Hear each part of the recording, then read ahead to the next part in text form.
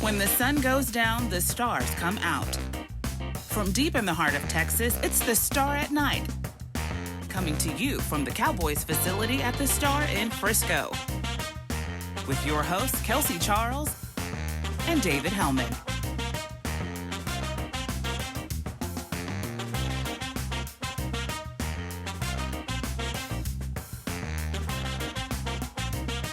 Good evening and welcome to another edition of The Star at Night. I'm your host, Kelsey Charles, and I am joined by one David Hellman. David, the Cowboys coming off of a massive victory against the Falcons this week. The talk of the town, though, has been the coaching staff and their play calling this season. I'd love to get your thoughts. Obviously, aggressive is a great word to describe it across the board. Yes, it is. Are we a fan, though, because they didn't always pan out in their decision-making? Talk to me. Yeah, your Dallas Cowboys are becoming a nerd team, Kelsey, and I'm here for it. I'm very here for it, which you framed it perfectly. Don't get me wrong at all. But I love the fact that it's the talk of the town, like it's this shocking thing. That's what Mike McCarthy said he was going to do. And so it's interesting to me that people are so surprised. They go for it on 4th and 3 in the fourth quarter against the LA Rams in week 1. They fake 2 punts against the Atlanta Falcons because they're trailing all game. And we can get into the mathematical contingency that happened with the 2-point conversion. But this is what Mike McCarthy said he wanted to do. I don't care that it didn't work. I absolutely love it. Please tell me that you don't disagree. I am totally on the same page as you. For once, I have to say I'm a big fan of the aggressive play calling. I do, although he was on the losing side of things, subscribe to Dan Quinn's theory where he says it's on tap and not on top in terms of the analytics. So I do think that analytics are great. I'm a big fan of the aggressive play calling. I do have to say, though, the 2-point conversion, it feels pretty controversial to a lot of people. I think Mina Kimes put it best. Listen, you're down 15 points. You're going to have to do it at some point in the game. So why not do it when you have the chance to actually play call and recover from it instead of doing it in the final moments? Listen, it's not always going to pan out. I think in the grand scheme of things, you're going to regress to the mean. I keep on throwing these statistical stats and terminologies out there, but they're real. And I do truly wholeheartedly believe that this play calling is going to work out for this Dallas Cowboys team. The irony is that I'm sorry, we've beaten it into the ground. I know I'm stupid. I went to LSU. I can't do math. I don't love the 2-point conversion decision because everybody says, well, you got to go for it at some point. You might as well do it early and know what you need. Or you could slow play it and it comes down to the wire, sure, but I'm all in favor of the strategy that doesn't involve an onside kick, which is successful 6% of the time, by the way. I don't think we can understate just how lucky the Cowboys got that the Atlanta Falcons forgot how to play an onside kick. So take your MIT degree, you person from the Ivy League school that's watching this, and take it somewhere else. I don't care. But in the longer scheme of things, I love being aggressive. I love maximizing your opportunities to win games. 4th down decisions. Maybe put your offense on the field for them instead of your special teams. Maybe. But the point is, we're here to have fun and win games. And this is how you do it. That's what it looks like in 2020. So Mike McCarthy's going to do this 1 or 2 times a game over the course of the season. I'm not going to agree with all of them, but I love that it's a thing that's happening because it didn't happen under the old regime. And this is very fresh and it's very fun. While I also don't want to go ahead and put the game on the back of the special teams unit, I do have to give Coach John Fossil some credit because in his interviews with the media already this week, I think he alluded to the concept that it was very intentional of him kicking the ball in the direction of the home field side of the team. And yeah, listen, I guess my whole point is that if you're going to be innovative, I love putting it in the hands of a coach who's truly trying to think out of the box. He's leaving no stone unturned, and I respect that. I appreciate that. So, again, I'm not trying to go ahead and make them the decision makers for the game, but I'm all for giving them abilities to influence when they can. Special teams is an underrated way to swing games. Ask the New England Patriots. I am thrilled that the Cowboys seem to have caught on to that because it wasn't the case for so long here. So, Kelsey, I think we can agree the decision-making process, not something we feel needs to be fixed, but there are other things that need to be fixed on this Dallas Cowboys team. We're going to get to that right after this.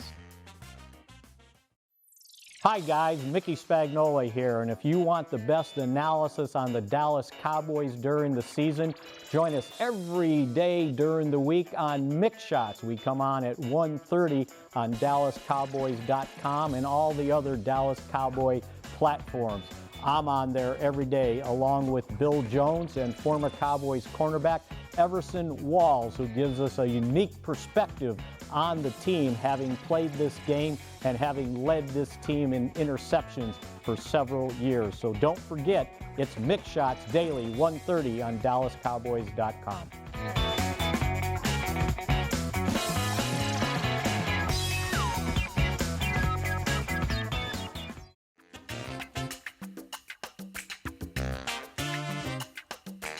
So while the Cowboys are coming off of a victory this past weekend, I don't think we can say that we fully feel confident in everything they're doing across the board. Dave, let's go ahead and dissect this team. What do they need to do on both sides of the ball to truly go into Seattle and come out with a victory? I'll let you begin. Yeah, well, I mean, if you've watched Russell Wilson play football ever, you probably know that it's going to be a challenge for this Dallas defense. They've had moments. Like I don't want to sit here and hate on the defense too much because I think there's stuff there to feel good about. I love the way that these Dallas DBs seem to be playing the ball. More often than not, they seem to be in position. Not always, but more often than not. For me, and you know, you've heard this already, but we need to see more from the Dallas pass rush. I think it's not a coincidence. The Rams and the Falcons both converted roughly 50% of their third downs. That's not a winning formula for any defense. Part of that is run defense on early downs. Part of that is not getting to the quarterback on third down. I would like to see more blitzes. I'd like to see Jalen Smith be a bigger part of it. But again, I think, you know, as Everson Griffin, DeMarcus Lawrence, Alvin Smith get more familiar working with each other, I think we'll see it more often. The problem is Russell Wilson's not a great guy to start against, but that's what I'm hoping for, is better success on third down. That's my starting point for trying to fix the defense. So let's flip to the other side of the ball on the offensive side of things. I would say this Dallas Cowboys offense, honestly, they have all the tools. It's just a matter of them truly getting to know each other. I mean, listen, it's week 2. You've got a new coaching staff. You've got new players to deal with. I really, truly feel like the main concern, in my opinion, is going to be the line. You know, obviously, Tyron Smith, he's dealing with some stingers. I think we were all surprised to see him sit out this past weekend's game. La'el Collins, he's on IR. Hopefully, he comes back after next week. But having Brandon Knight and Terrence Steele, while they are serviceable, they're not going to be your long-term answers. Truly, that needs to be something that needs to be addressed. I think they've been looking at working out some players. I don't think that's been something they've put in stone yet, but a matter of concern nonetheless. Also, let's talk about the tight ends. I mean, you lose Blake Jarwin. That's a big deal for this team that previously, when you go ahead and move on from Jason Witten, that position isn't cemented by any means. Dalton Schultz, I don't think he was ready this past week, but having a week underneath his belt to practice, I think he really did step up. Do I think, again, a long-term answer? I'm not so sure, but I have to say it was kind of tough for me looking at the tight ends play this past weekend here in Dallas and then watching the Raiders game. Some throwbacks that I wasn't exactly thrilled with, if you will say the least. But we're going to go ahead and have some really fun throwbacks for you all next. Rhett Miller from the old 97s is joining us next. What's up, guys? I'm Ember Garcia and just want to invite you to check out Cowboys Break every day at 11:30 a.m. You got the boss man, Derek Eagleton. You got Nick Eman with the storytelling If These Walls Could Talk. You got David Hellman, our local LSU homer and eyebrow rubber. And then you got me, who just calls it as it is. So make sure to check us out at 11:30 a.m. on all Dallas Cowboys platforms.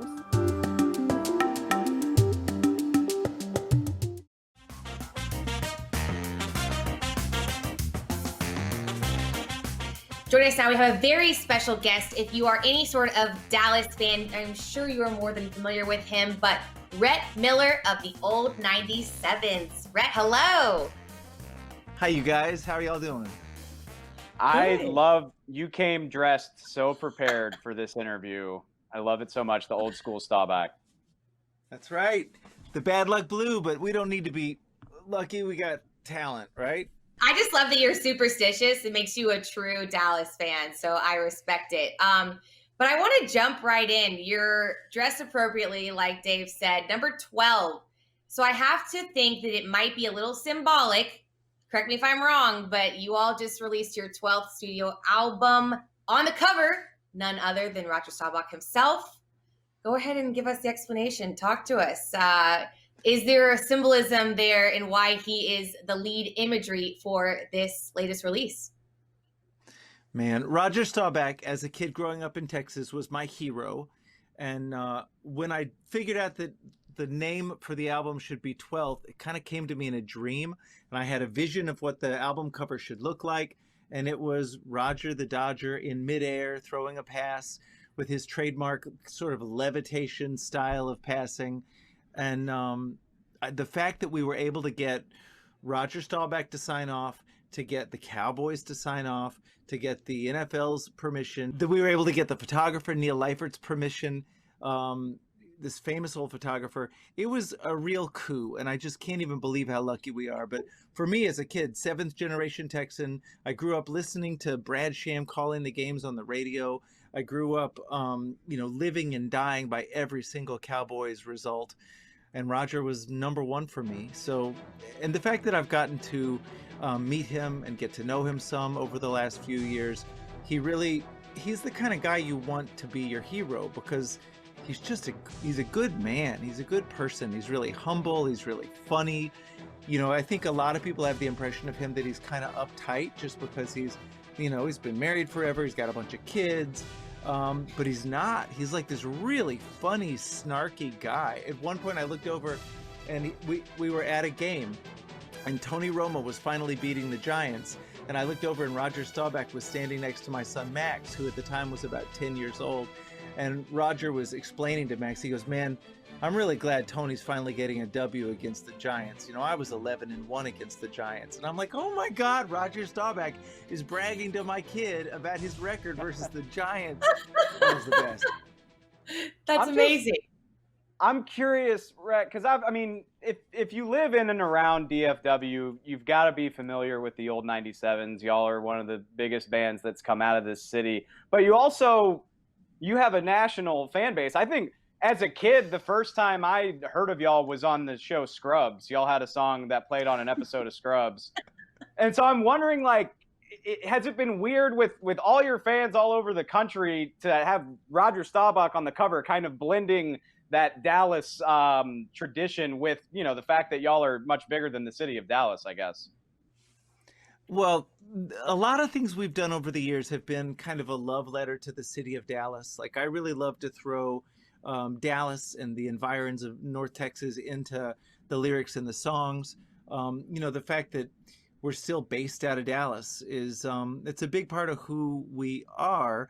And so putting Roger Staubach on the cover was clearly a nod to that. It has been a little problematic because, as you noted, our fan base goes well beyond North Texas. So I've gotten a lot of Pittsburgh fans, Green Bay fans, New York fans complaining about this choice of cover. At some point, I had a bunch of people sending me alternate covers where there'd be like Tom Brady with his number 12 throwing a pass. No. 12. No. I know. Get out of here. No. So obviously your band is Dallas royalty, but what many may not know is that your family played a big role in bringing the Dallas Cowboys to town. Tell us a little bit about that, if you will. Well, it's sort of an ignominious history that my grandfather, Giles Miller, he tested the waters. He was the first person to try and bring NFL football to Dallas. In 1952, he bought the New York Yanks, which was a failing NFL franchise, moved them to Dallas, thinking that he would be able to turn it around and the city would get behind it. And they lasted less than one season. They ended up getting he had to sell them back to the NFL before the season was over. They played out the end of that season in Hershey, Pennsylvania, of all things. The next year they became the Baltimore Colts and went on to win a championship like 2 years later. They had a bunch of future Hall of Famers, Gino Marchetti, Art Donovan, on that roster. But in 1952, believe it or not, Dallas football fans were more interested in college football. And so the TV contracts came in 3 years later. And my grandfather, Pop Miller, that's what I call him, Giles Miller, was the last NFL owner to ever go bankrupt, the last NFL team to ever go bankrupt. And I could have been a Jones kid. I could have grown up in a luxury suite, but no. On the yacht, all of those things. Oh my God. Yeah. I was about to say, I think I read, they're talking about $2 billion for Fox to buy the next TV deal. So you missed it. You missed it by 8 measly years. Hey, but That's we okay. appreciate your family's contributions. Come on. It's great. If I had grown up really wealthy, I wouldn't be the same guy. So I'm glad. I'm happy to be middle class. I hear that. So, Rhett, when we read up on your background to do this interview, it's something me and Kelsey actually talked about a couple of weeks ago. Made the headlines in a big way. We know, over the course of your career, you've been a big advocate for mental health, talking about mental health, the importance of that.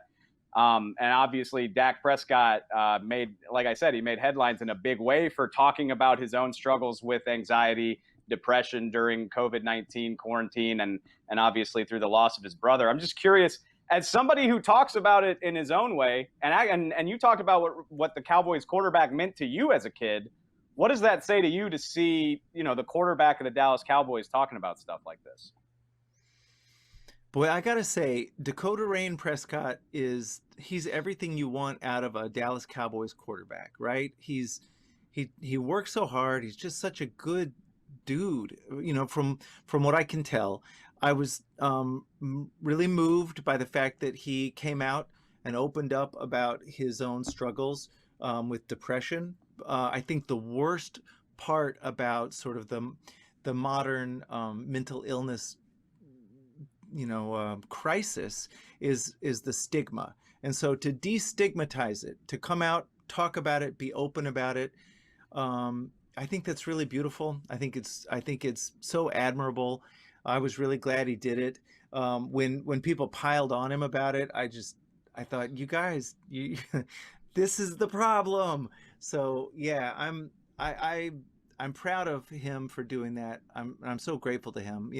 I've tried a little bit in my own way to share my story, and but I think what I've discovered through doing that is that everybody has a story. Mental health issues, depression specifically, are such a big part of so many people's lives that I think being able to address it, if we can address it, then we can talk about it. Then it's not as scary. People can start to get better. I was really grateful that he opened up about that. What a good dude. Yeah, I totally agree. I think Dave and I feel very strongly about this as well. And so grateful to Dak for speaking up, grateful to people like you for speaking up as well, using your platform for things bigger than yourself. But you are also using your platform for some fun things too, in terms of giveaways with fans. I was perusing the other day, and apparently word on the street is that the fan that guesses the end final score for this week's upcoming game gets a prize. So can you confirm this? Is it happening again this week against Seattle? And will you go ahead and set the stage for what your prediction is score-wise for this upcoming game? Well, I will. It'll have to be unofficial because it's not my turn. I did week 1. And Ken Bethea, our guitar player, did last week. And of course he undershot. Nobody thought it was going to be, 79 total points. Yeah. This week, I think Philip is on the hot seat for a prediction. Myself, I would predict another really high scoring game. I'm going to say Cowboys 42, Seahawks 37. But who Team even knows? Burger. It's so exciting. Oh, we're scoring 40. Wait, and just to be clear, so if a fan does better than y'all, they get a vinyl copy of the album. Is that right? You know, this is the kind of thing where it's like management understands it and I don't. Like, I just hold up a sign and throw it out on my social media. I think the way it works is whoever gets the closest to the final score, I think the idea that we're assuming someone's going to beat the old 97 just because it's hard to pick a score. As I'm not Norm Hitzges, but you know, so whoever gets the closest score, they get like a free copy of, there's a deluxe Texas edition of the album. There we go. That is like silver vinyl, and it's, you know, it's got all sorts of weird special Texas Easter eggs in it. But that is, I think, what ATO Records, our label, is giving away. I'm a sucker for a good Easter egg. Get some swag, and all you have to do is pick the Cowboys score on social media. Like, that's easy. Anybody can do that. Thank you so much. As somebody who loves the DFW music scene, it was really cool to get a chance to talk to you. We appreciate you coming on, and you know, I feel like we've been saying this a lot. Hopefully we can stop saying it soon, but when life goes back to normal here, hopefully we'll be able to come catch you live sometime in the not too distant future. Your lips to God's ears, man. I'm knocking wood every day. My wife is from Cleveland, Ohio, and I end up having to watch every single Browns game. But the fact that there's a Browns game in AT&T Stadium, but maybe next year, we'll see. With any luck, we will be back to normal before too long. But again, thank you so much, Rhett. That's Rhett Miller of the Old 97s. Kelsey and I will be right back after this. Hey there, everybody. Kyle Yeomans here with DallasCowboys.com, and I encourage all of you Cowboys fans out there to check out Talking Cowboys. The podcast is every week live on the website and on all social platforms at 9:30 every weekday morning. We've got myself alongside Isaiah Stanback, who's actually won one of those during his playing career as a former Dallas Cowboy. He won it with the Giants, but we'll forgive him for that. We've also got Heckma Harrison along with Dallas Cowboys insider Rob Phillips. It's a ton of fun every weekday morning at 9:30. Check it out on DallasCowboys.com.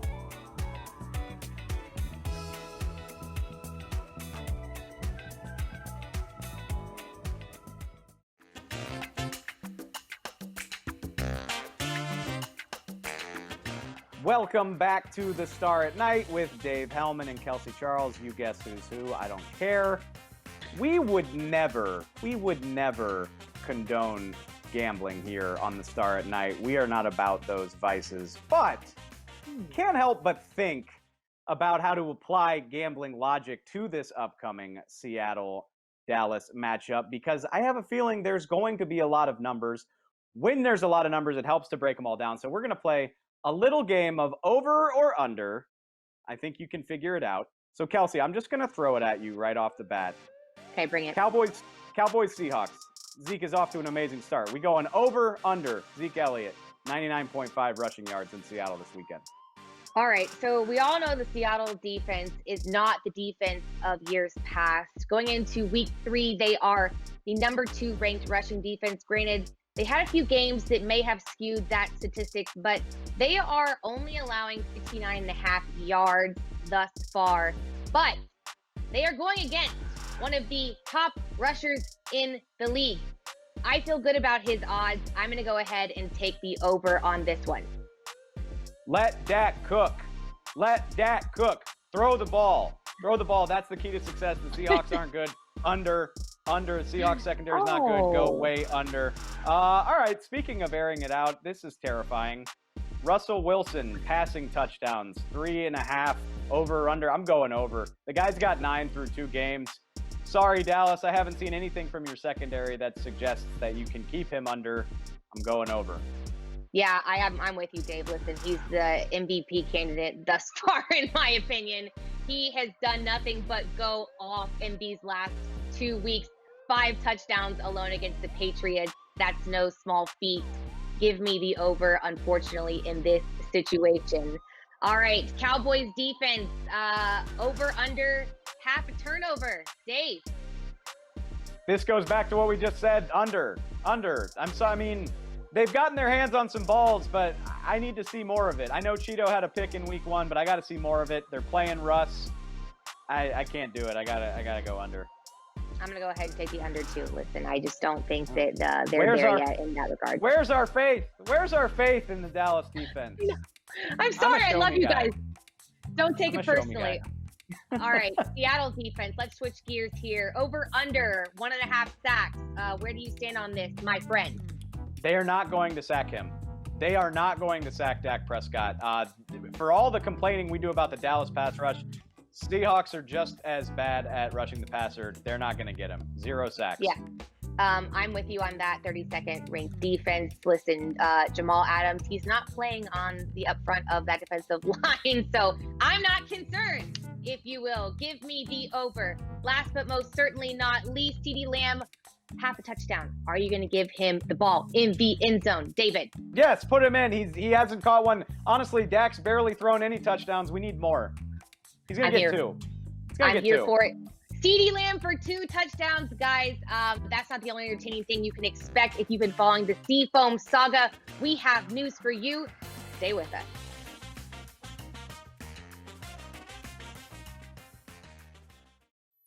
Hi guys, Mickey Spagnola here, and if you want the best analysis on the Dallas Cowboys during the season, join us every day during the week on mickshots. We come on at 1:30 on DallasCowboys.com and all the other Dallas Cowboy platforms. I'm on there every day along with Bill Jones and former Cowboys cornerback Everson Walls, who gives us a unique perspective on the team, having played this game and having led this team in interceptions for several years. So don't forget, it's Mix Shots daily, 1:30 on DallasCowboys.com.